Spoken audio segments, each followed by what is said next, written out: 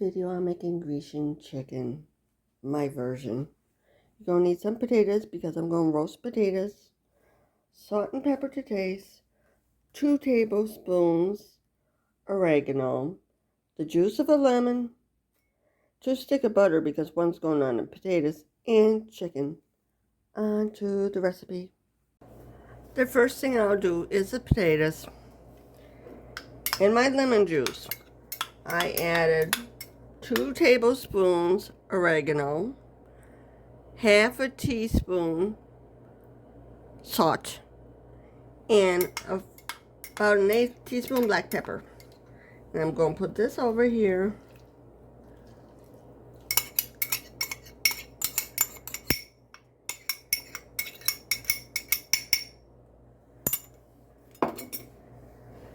And put the butter over it.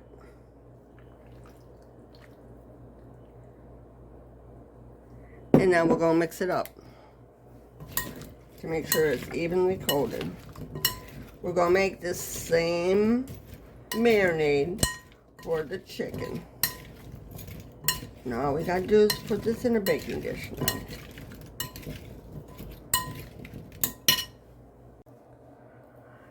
I had 2 containers. One had the melted butter in it, and the other one had the lemon juice with the spices.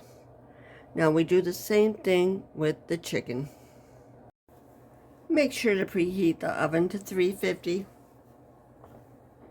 Now the melted butter goes in, along with the spices, and we'll mix it up. And this is lemon juice with the salt, pepper, and oregano in here. I just want to make sure I get all the spices out. Now if you want to add garlic to it, you can. But this time I'm not using garlic, because this is how the one restaurant I went to made it. And I liked it. Oddly enough, I like recipes that don't have garlic in it too. Here, we just mix that up. This is what it looks like when I put the chicken on top.